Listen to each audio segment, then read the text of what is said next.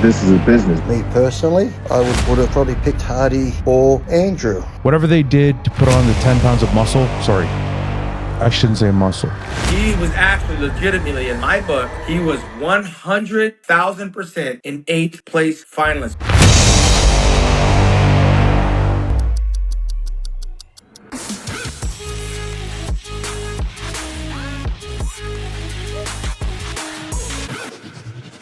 Hi guys, welcome back to the Mr. Olympia 2025 complete lineup result of 20 contestants. This year brought a lot of controversies and broken promises, and I will try to cover everything, so let's dive into it. This year we had 20 qualified bodybuilders on the Olympia stage, and as we know, judges only announced the top 16 official placings. This means the remaining 4 athletes did not receive a confirmed placings. But based on their positions during the last call out, especially those standing on the far right and the far left, it's safe to assume they finished towards the bottom. So in my understanding, Dorian Haywood finished taking last place in his Olympia debut. 43 years old Dorian definitely brought one of his best versions on stage. This time he looked more slimline, and unlike his previous shows, he had very flat midsection.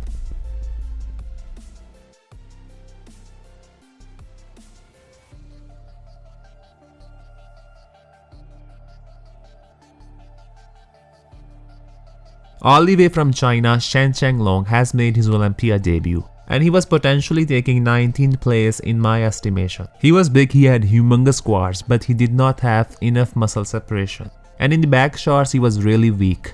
Whereas Brett Wilkin was likely around at 18th place. This was also his Olympia debut. Undeniably, he brought very impressive conditioning. He had sharp details and shredded glutes, but I think size-wise he was not big enough, and he was shaking a little bit too much on stage.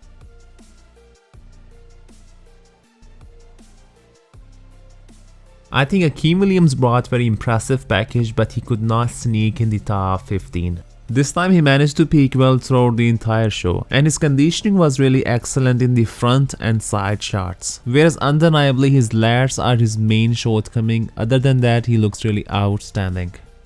Sasan Herati has made his Olympia debut and he finished taking 16th place. Sasan also brought very impressive conditioning, whereas in the comparison with Akeem Williams, Akeem had clear size advantage. Whereas in the back shots, Sasan is also not so strong, but he had equally sharp conditioning from top to bottom. On the other side, Akeem not only has weak back, he also did not have sharp details there. So it was also a pro debut from Colombian mass monster Rubiel Mosquera. Rubiel has incredible freak factor, probably the biggest legs in the IFBB Pro League. And in the side shots, he looks extremely dominant. Also, being a mass monster and having a completely flat midsection is really admirable. Whereas he was not really in excellent conditioning, he did not have enough deep muscle separation, especially in the quads and hamstrings area. I think that could be the reason he finished taking 15th place. This year Regan Grimes was aiming to move up in the lineup and sneak into the top 6. As in 2023 Olympia he took 9th place, but this time he had to drop down to the 14th place, which must be a very disappointing result for him. Compared to his 2023 Olympia look, I don't see any drastic improvements in his physique. This time I think he was just a little bit fuller. His structure is one of the best in the men's open bodybuilding, with small waist, great lines, incredible X frame, and overall phenomenal shape. Even he had stronger back shots, judges still had him finishing behind Oots.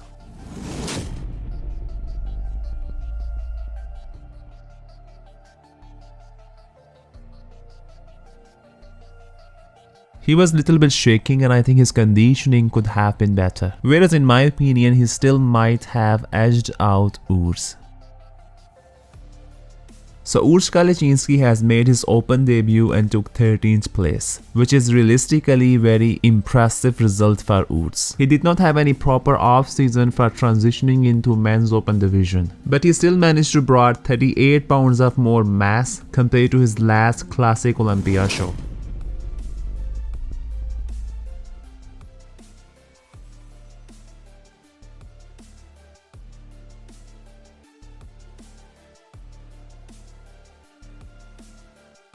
Standing next to Regan and Rubiel, Urs was undeniably outsized. Both Regan and Rubiel have wider clavicles and much better back shots. Whereas I think Urs still managed to sway the judges with his incredible flow, aesthetic shape, symmetry and small waist.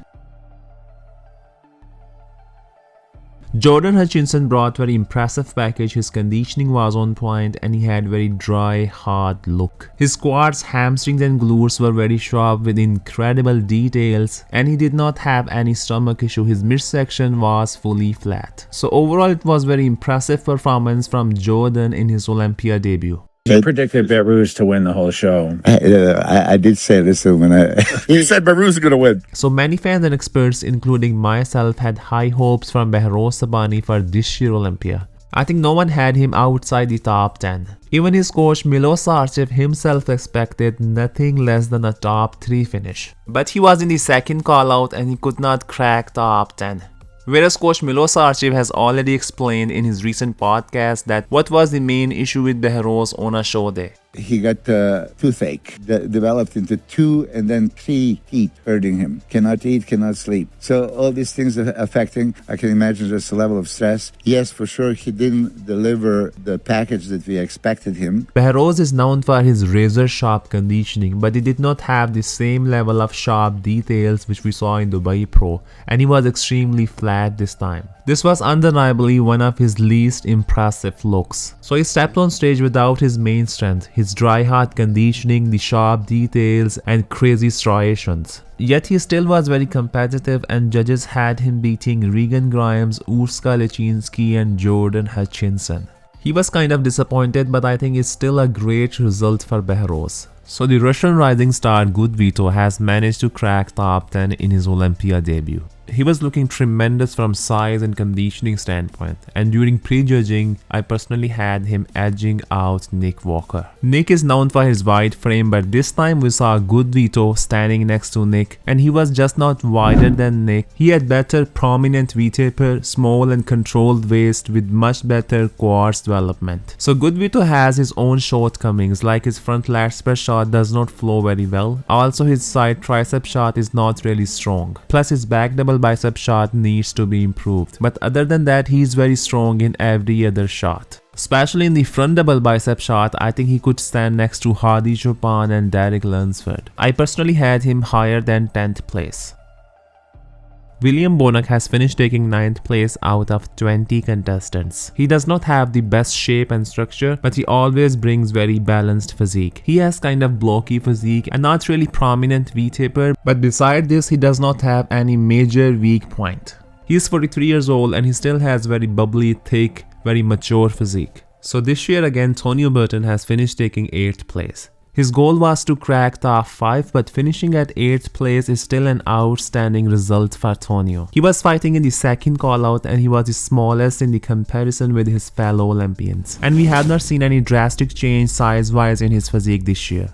But he has very balanced physique, small waist with incredible flow. Also his shape and aesthetics are top notch, which helps him to be very competitive on stage. So judges had former Mr. Olympia Brandon Curry at 7th place. I think this was his best look since 2021 Mr. Olympia, and he was very reminiscent of his prime physique. Brandon is almost 43 years old. This time he really brought up his legs. His conditioning was very impressive. He still has very striking shape and structure with very small waist. Over the last few years he has lost some of the tricep sweep on his left arm, but he does a great job of hiding the weak point on stage. Nick Walker will be Mr. Olympia Saturday night. This time Nick Walker has brought 7 to 10 pounds of heavier package than his last show, which I think it did not help him at all. Arguably this was the least impressive package from Nick. He did not have very prominent distension of the midsection, but his waist was looking too wide. Whereas Wadabiad said it does not look like he has added 10 pounds of more muscle mass. He said it looks like he added 10 pounds to his midsection. Whatever they did to put on the 10 pounds of muscle, sorry, I shouldn't say muscle. You do not want that 10 pounds to go to your waist, which is what it looked like happened. And on Friday night especially, it was all waist. The top 6 Nick's call out was vacuums across the board until you got to Nick and it stuck out. And definitely this was the widest look of his midsection so far, which really hurt the overall balance, flow and shape of his physique. And his legs from the front look really downsized. Whereas interestingly, just like Nick's previous coach Matt Jensen, this time his new coach took all the responsibility, as he said this was his first experience with an Olympia level bodybuilder. The point of this video is to take full ownership of the peak being mistimed and therefore not presenting Nick to be at what he was fully capable of being. This is my first experience and go around with Nick. It's my first time having a competitor on the Olympia stage. So consider me a rookie when it comes to timing in that perspective. Honestly, I really like the freak factor of Nick. But realistically, his physique this year did not look like a top 6 package. I think he should have been at 9th or 10th place. And this time most bodybuilding experts and fans had him outside the top 6. He actually should have been in 8th, truth be told, and that ain't a knock on him. He was actually legitimately, in my book, he was 100,000% an 8th place finalist. When I heard that he was in 6th afterwards, I need somebody to explain that to me, because Tonio and Brandon Curry both beat him on Friday and on we're gonna Saturday get into that. Nick was most likely beating Brandon in the back shots, but in all other shots, Brandon was very dominant. He was much more balanced compared to Nick, whereas from shape, structure and aesthetic standpoint, we don't even need any comparison between Nick and Brandon.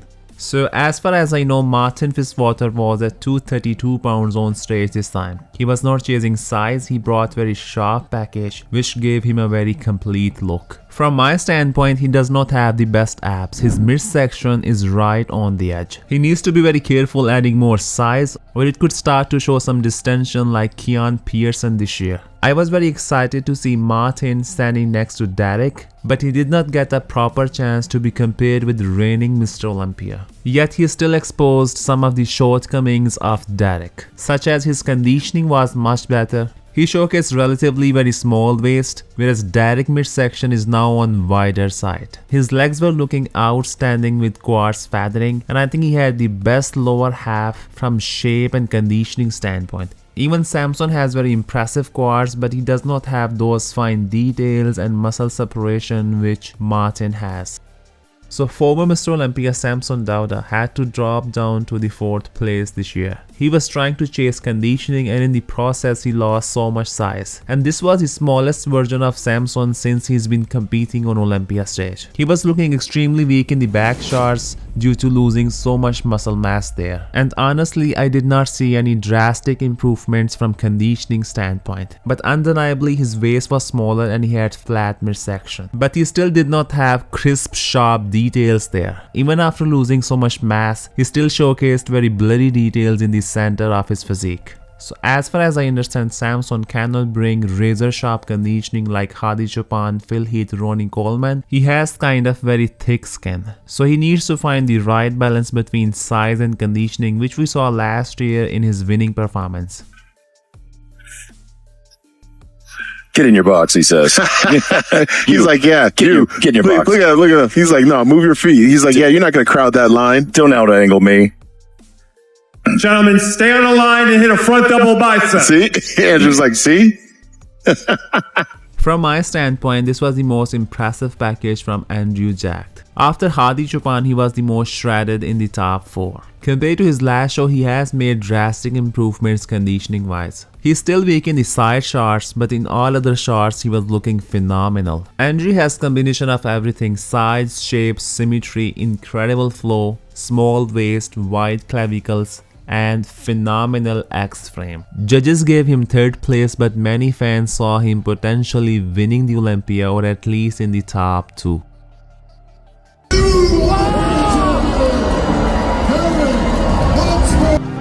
Samson, Derek Lunsford.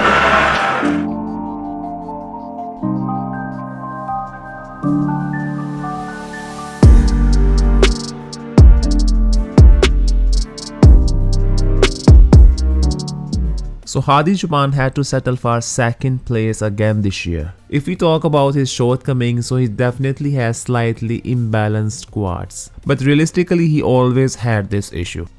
His hamstrings were not as big as Derek's, but he brought his trademark razor-sharp conditioning. And honestly, I love the passion and charisma that Hadi brings to the stage.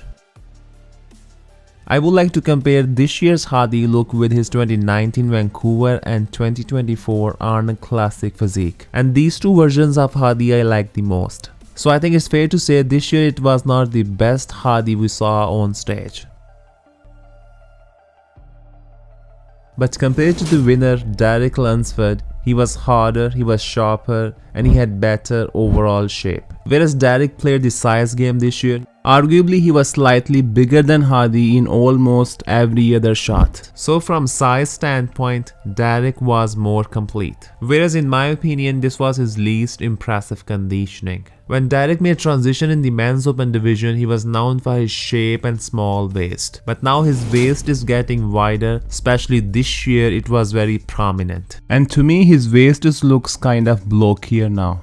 This is why I think Hadi looks more shapely compared to Derek in the front shots. Derek still does not have any striations in the chest and shoulders, no details, no muscle separation in the biceps, and he also does not have very well defined midsection.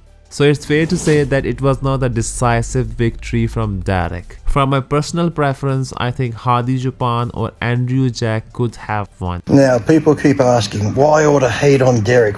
I don't think like myself. Derek won the Mr. Olympia. You have to respect that. The judges saw him as the winner. Me personally, I would have probably picked Hadi or Andrew. At the end of the day, Olympia is a business. They definitely need faces that sell, stories that connect. Third, it was like, it's just a shock, man. I want to be the first Triple Crown winner. I want to get that Mr. Olympia title back, be the reigning champion, be the first ever Triple Crown winner. And athletes who drive profit. Being an Iranian, Hadi Choopan has travel issues and he does not speak English. Whereas Derek is from USA, he can travel freely and connect easily with fans worldwide. So he's certainly much more profitable than Hadi Choopan or Andrew Jack. And I really think at this level, the placings are also influenced by these factors I just mentioned before. And this is exactly what Camille Labroni revealed in one of his interviews. Look at this opportunity that the sport is giving you as a business, And Joe Weider told me, I said, Joe, how come I can't win? And he said, it's not that you're not good enough to win. It's not that, Labroni. He said, this is a business. But if I take you guys and I shuffle you guys around first, second, I'm going to make the same amount of money. If Flex was Mr. Olympia, you or Sean Ray. But Dorian opens up another whole umbrella, opens up another whole market in his business. So that's all guys, thanks for watching till the end and see you in the next video.